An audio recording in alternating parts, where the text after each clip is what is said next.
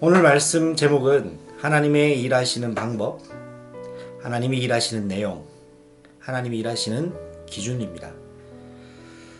하나님께서 하나님의 원하시는 일을 하시기 위하여는 하나님 당신의 고유의 방법을 사용하십니다. 그리고 그 방법 내에는 하나님만 하실 수 있는, 하나님이 일하시는 하나님의 비밀인 내용을 가지고 계십니다. 그리고 하나님께서는 분명하고도 선명한 하나님의 기준을 가지고 기준에 합당하고 기준에 근거한 것에 하나님의 일을 진행하고 계신다는 사실을 우리는 기억해야 될 것입니다. 첫 번째입니다. 하나님이 일하시는 방법입니다. 요셉이 형들을 만났을 때, 그리고 그 동생 베냐민을 만났을 때 요셉이 가장 먼저 관심을 가지고 질문을 했던 대상자는 형들이 아닌 베냐민이었습니다. 요셉의 관심은 베냐민에게 있었습니다. 베냐민에게 질문한 내용이 있고 축복한 내용이 있습니다. 여러분, 하나님이 여러분에게 질문하고 계시는 내용에 귀를 기울이시기를 바랍니다. 하나님 어떻게 질문하시는지를 여러분 아셔야 됩니다. 교회의 가장 중요한 영적 기관인 하나님 방법, 일하시는 방법이 바로 강단이죠. 강단을 통해 하나님이 여러분에게 질문하시는 것을 캐치하셔야 됩니다. 그리고 하나님께서는 강단을 통하여 교회와 구원받은 성도회를 축복하십니다. 베냐민에게 요셉이 축복했습니다. 요셉이 베냐민에게 질문했던 내용은 너희 나이 많으신 아버지가 아직도 살아계시냐? 라는 질문이었고, 그리고 베냐민에게 하나님이 너를 축복하기를 원하신다 라고 자신의 메시지를 전달했습니다. 이처럼 하나님께서는 반드시 하나님이 여러분과 구원받은 교회를 향하여 질문하신다는 사실, 그리고 그 질문에 또 하나님께서는 하나님이 말씀하시고자 하는 축복도 더불어서 말씀하신다는 것을 기억해야 됩니다. 열왕기상 19장 12절에 지진이 지나가고 엄청난 일이 지나갔습니다. 그 많은 일들이 지나고 나서야 세미한 하나님의 음성, 엘리야를 부르시는 하나님의 음성이 들렸습니다. 여러분, 강단을 통하여 하나님이 여러분을 향한 질문하시는 내용과 또 축복하시는 내용을, 그 세미한 음성을 듣는 최고의 하나님의 방법을 누리는 주인공 되시기를 바랍니다. 자, 형들이 다 모였지만 형들에게 일일이 안부를 묻지 않습니다. 요셉은 베냐민에게 특정 질문을 하고 있습니다. 이걸 통하여 모든 가족들이, 모든 형제들이 똑같이 초대받았지만 분명히 차등적 대우가 있었다는 것을 우리는 기억해야 됩니다. 나중에도 살펴보겠지만 식탁에 앉았을 때도 특별히 베냐민에게는 5배의 음식을 더해 줍니다. 여러분, 이처럼 구원에는 차등이 있습니다.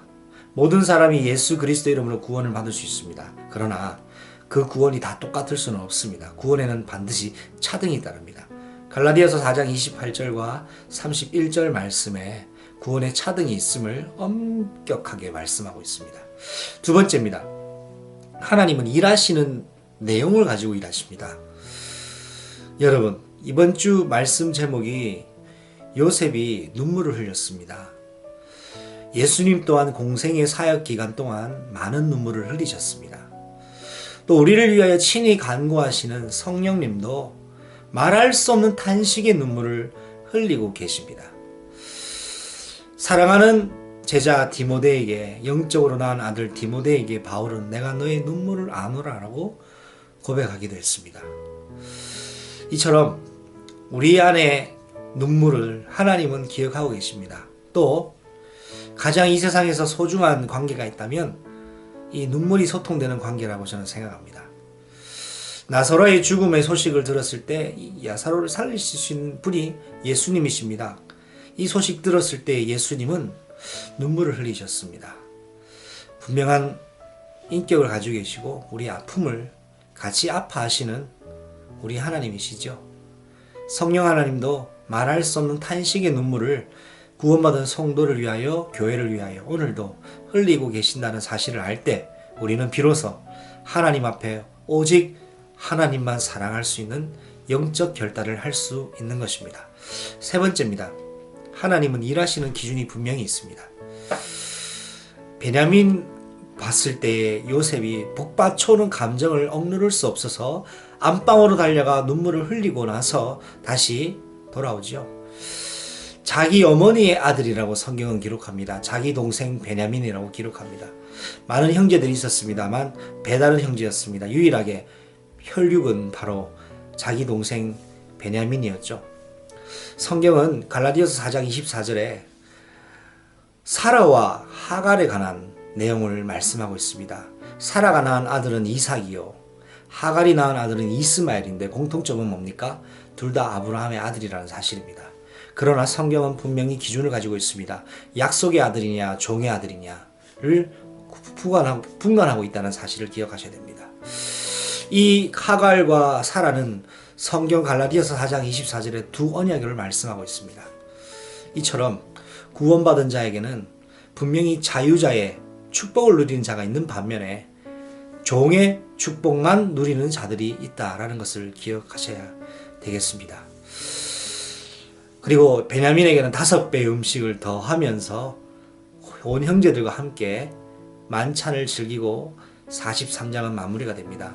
여러분, 똑같은 한자리에 있습니다. 똑같은 만찬에 참여했습니다. 그러나 만찬을 준비한 요셉의 관심은 형들에게도 있었겠지만 특별 관심은 베냐민에게 있었습니다.